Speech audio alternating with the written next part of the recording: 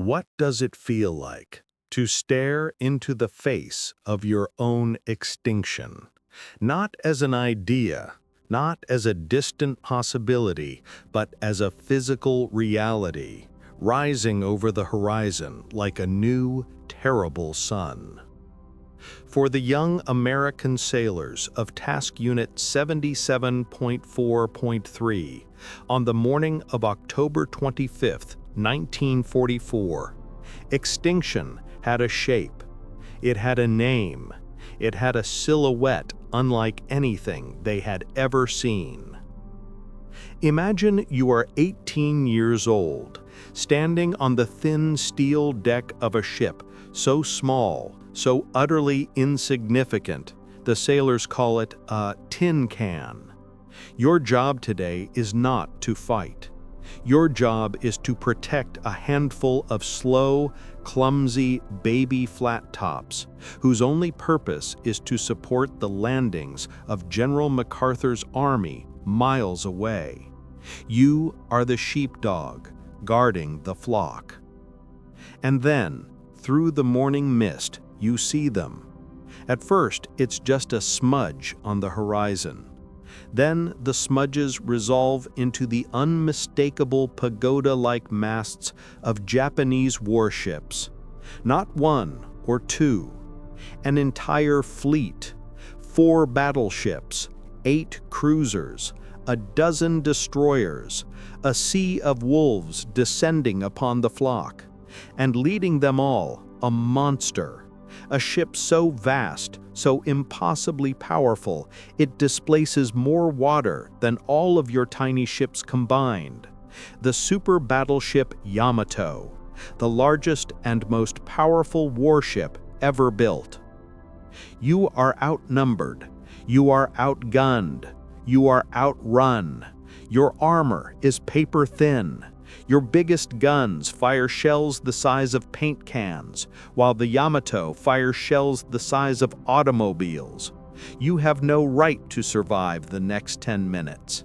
Every law of naval warfare, every law of physics says you should turn and run, but you can't, because behind you are the vulnerable troop transports.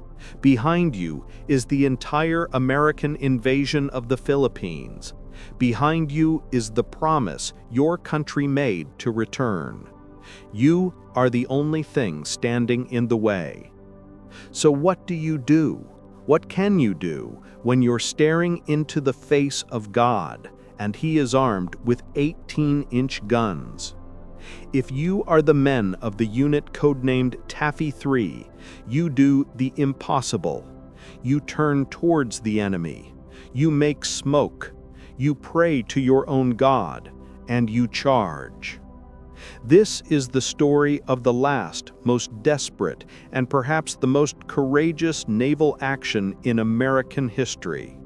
This is the story of the Tin Can Sailors. To understand the impossible situation Taffy 3 found itself in, you must first understand the state of the war in October of 1944. The vast, seemingly invincible Japanese empire was crumbling. American forces, led by the indomitable General Douglas MacArthur, were about to fulfill his famous promise, "I shall return." The target was the Philippines, the jewel of the Pacific. If the Americans could retake the Philippines, they would sever Japan's vital oil supply lines from the East Indies, effectively strangling their war machine. The Japanese High Command knew this. They knew that the battle for the Philippines would be the decisive battle of the war. They devised a plan, a final, desperate roll of the dice, so complex and audacious it could have only been born from desperation. It was called Sho-Go 1, or Operation Victory. The plan was to lure the main American battle fleet away, and then, with 3 separate naval forces, to converge on the American landing beaches in Leyte Gulf and annihilate the vulnerable troop transports. It was a plan that, if it worked, could have set the American war effort back by years. The Japanese fleet was divided into three main prongs. The southern and center forces, packed with the remaining heavy battleships and cruisers of the Imperial Japanese Navy, would sail directly for Leyte Gulf. But the key to the entire operation was the third prong, the northern force. This fleet, composed of Japan's remaining aircraft carriers, was deliberately weak. The carriers were mostly empty, their veteran pilots long dead, their planes few. This northern force was not a weapon, it was a bait. It was a sacrificial lamb dangled in front of the Americans with one purpose: to attract the attention of the famously aggressive and glory-seeking commander of the American Third Fleet, Admiral William Bull Halsey. Halsey commanded a naval leviathan. Task Force 38 was the most powerful naval force ever assembled, a fleet of fast, modern aircraft carriers, state-of-the-art battleships, and powerful cruisers. His job was to protect the northern flank of the invasion. The Japanese were counting on his ego. They believed that the chance to sink the last of the Japanese carriers would be a temptation he could not resist. And they were right. On the night of October 24th, Halsey's scout planes spotted the northern force. The bait was taken. Believing the Japanese center force had been crippled by earlier air attacks and was retreating, Halsey made one of the most controversial decisions of the war. He took his entire fleet, all 64 warships of Task Force 38, and charged north, leaving the San Bernardino Strait, the gateway to the American landing beaches, completely unguarded. He was chasing a ghost, a hollow fleet, while the real threat, the steel fist of the Japanese center force, led by Admiral Kikeo Kurita, had turned around and was now steaming, undetected, directly towards the defenseless heart of the American invasion. The stage was set for a slaughter. Who was left to guard this vital gateway? The answer is almost comical, if it weren't so tragic. The responsibility fell to the U.S. 7th Fleet, a collection of older, slower ships tasked with supporting the ground troops. And the northernmost part of their defensive screen was a tiny task unit with the call sign Taffy 3. Taffy 3 was not a battle fleet, it was a support group. It was commanded by Rear Admiral Clifton Spragg, a seasoned naval aviator. His command consisted of 6 escort carriers, affectionately known as Jeep carriers or baby flat tops. These were not the sleek, powerful fleet carriers of Halsey's command. They were slow, unarmored ships built on merchant ship hulls, so thin-skinned that a single well-aimed shell could tear them apart. Their flight decks were short, their planes were few, and they were designed to hunt submarines and support ground troops, not to fight a naval battle against battleships. Protecting these 6 vulnerable carriers was a screen of just 7 destroyers and destroyer escorts. These were the tin cans. The fleet destroyers, like the USS Johnston, USS Hull, and USS Herman, were the greyhounds of the sea, fast, agile, but with armor so thin it was often said it could only keep out the water and the weather. The smaller destroyer escorts were even fragiler. They were the workhorses of the Navy, designed for escort duty, not for a toe-to-toe slugfest with the world's heaviest cruisers. The men who crewed these ships were not seasoned veterans of great naval battles. They were reservists, draftees, young men from the farms of the Midwest and the streets of New York. Many of them had never seen a major enemy warship before. And yet there was a unique spirit in this little fleet, a spirit embodied by one of its commanders, Ernest E. Evans, the skipper of the USS Johnston. Evans was a man of Cherokee and Creek heritage, a graduate of the Naval Academy, and a sailor with a reputation for being a fighter. He had told his crew on the day of the Johnston's commissioning, "This is going to be a fighting ship. I intend to go in harm's way, and anyone who doesn't want to go along had better get off right now." No one got off. He had forged his crew into a reflection of his own aggressive spirit. They were about to get their chance to prove it. This, then, was Taffy 3, a handful of slow, thin-skinned carriers guarded by 7 even thinner-skinned destroyers. A flock of sheep guarded by a few very brave sheepdogs. And they were sailing completely unaware that they were directly in the path of a pack of the largest wolves in the world. Just before 7 a.m. on October 25th, the morning broke clear and calm. On the bridge of his flagship, the USS Fanshawe Bay, Admiral Sprague was preparing for another routine day of launching air support for the troops on Leyte. Then the call came that changed everything. A pilot on routine anti-submarine patrol radioed in, his voice shaking with a mixture of panic and disbelief. He reported a massive Japanese fleet, not where it was supposed to be, but right here, right on their doorstep. Sprague's first reaction was anger. He assumed the pilot was incompetent, that he had mistaken Halsey's Third Fleet for the enemy. He got on the radio and demanded confirmation, snapping, "Check your identification." The pilot's reply came back, chilling and absolute. "I have the ships in plain view. I see the pagoda masts. I am being fired upon." Then they all saw it. On the northwestern horizon, the impossible silhouettes. The blood of every man on the bridges of Taffy 3 ran cold.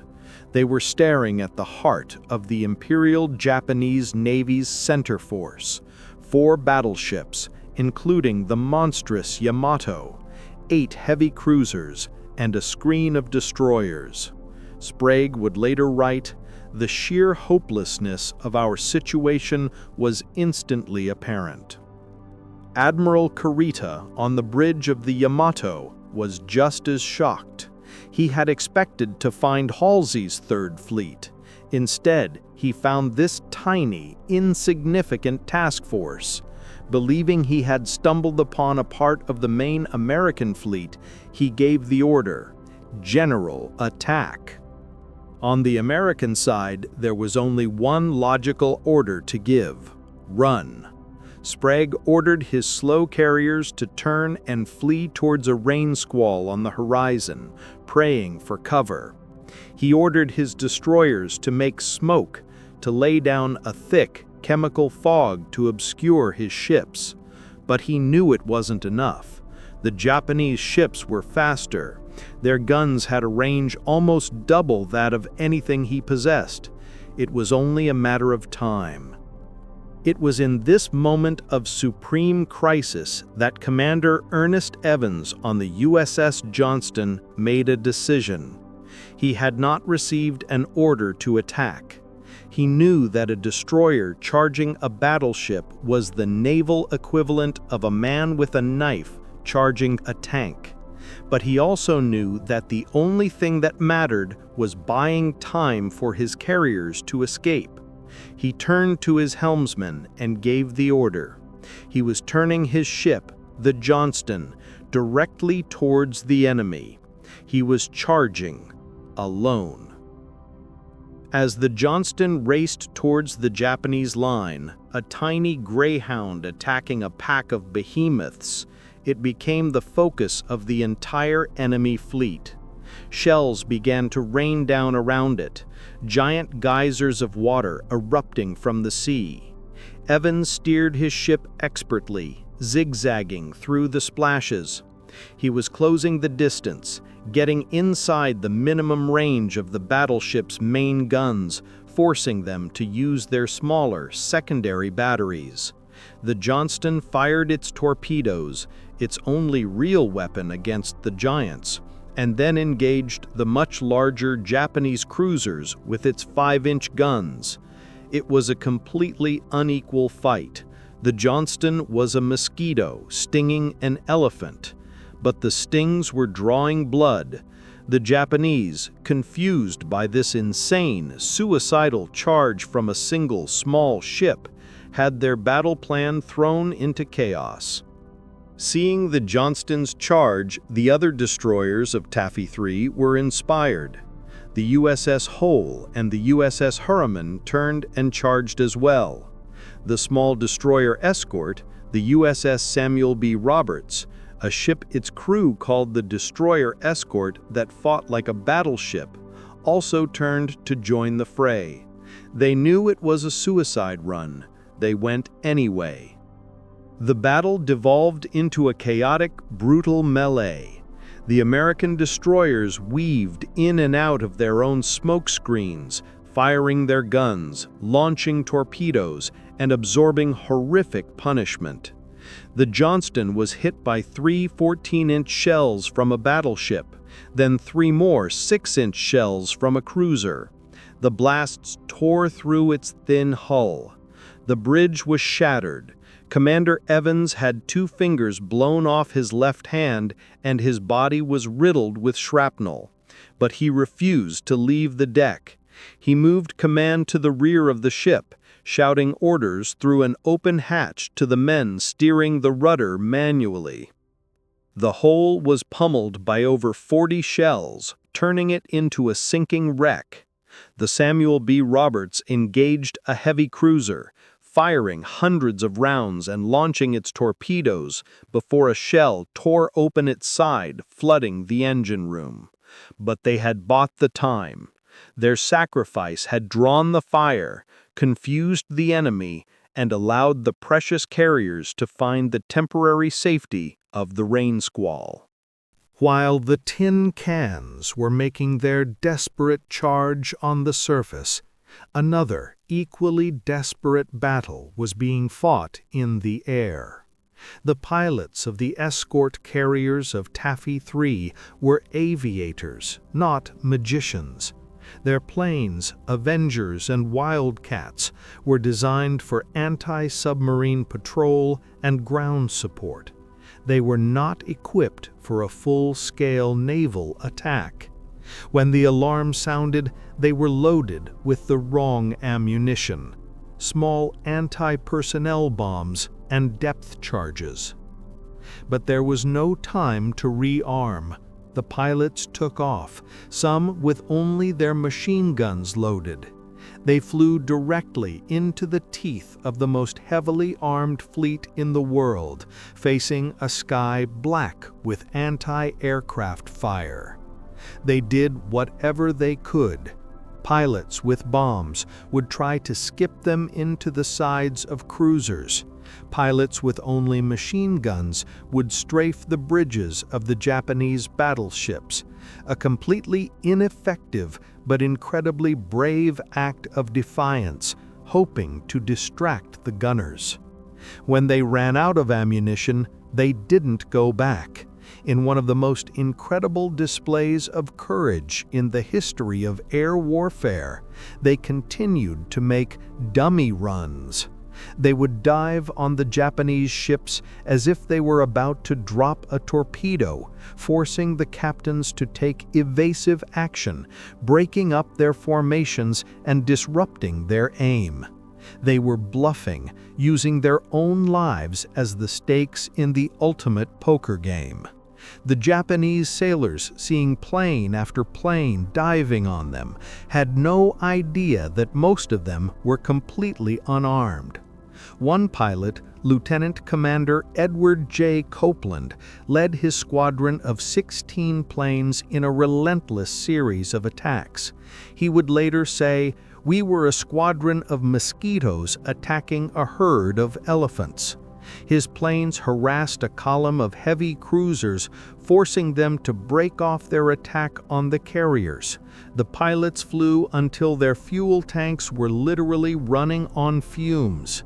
They would land on any available carrier. It didn't matter which one.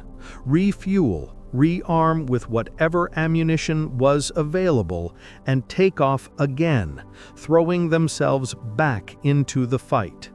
Their relentless, swarming attacks added to the chaos and confusion on the Japanese side.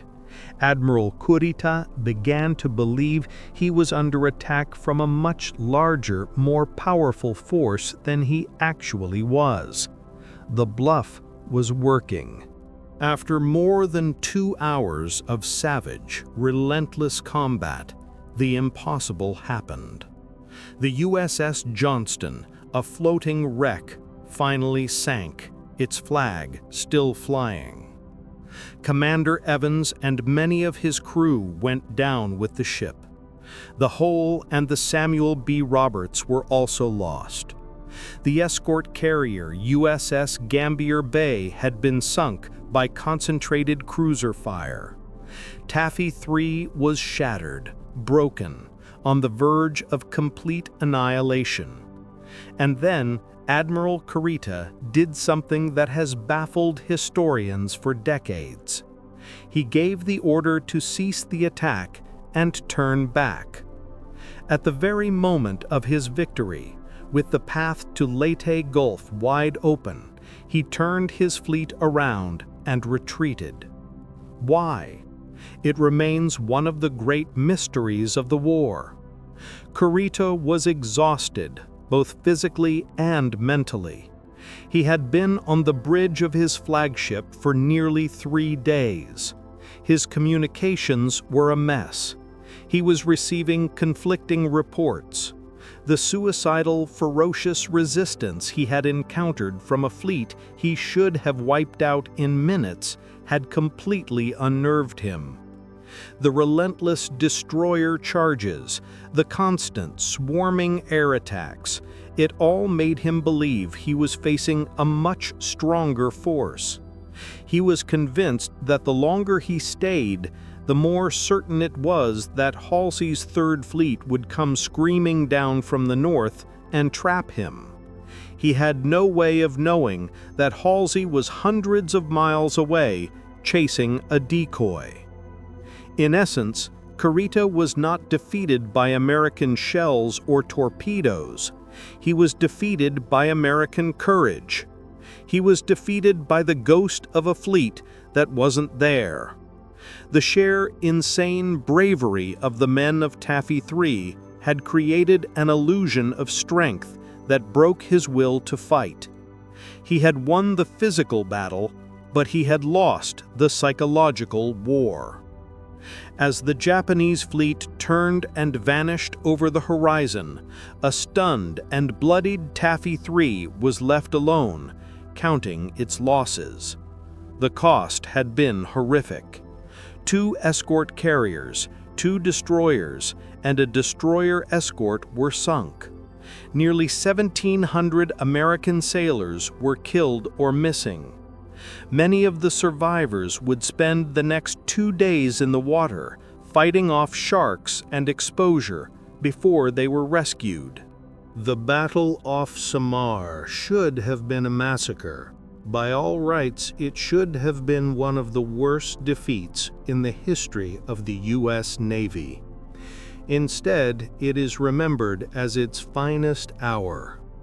The men of Taffy 3, through an act of collective, sacrificial courage, had stopped an enemy force that was overwhelmingly superior in every single category. They had saved General MacArthur's invasion force, and in doing so had sealed the fate of the Japanese Empire in the Philippines.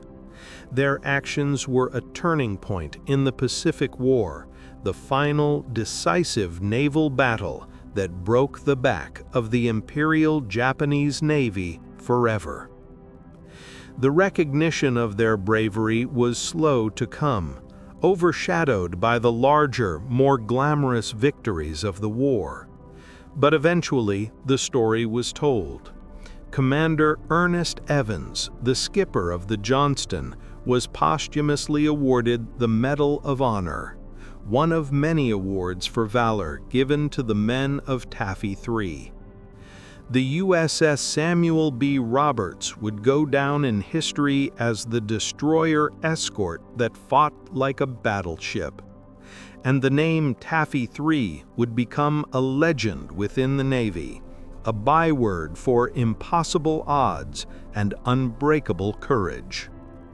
Today, their ships rest in the silent, crushing darkness of the Philippine Trench, some of the deepest shipwrecks ever discovered. They are silent monuments, not just to a battle, but to a moment in time when ordinary men, faced with certain death, chose not to run. They chose to become a shield. They chose to fight. And in doing so, they demonstrated a truth that lies at the heart of all great stories of heroism: that the size of a ship, or an army, or a man matters far less than the size of the spirit within.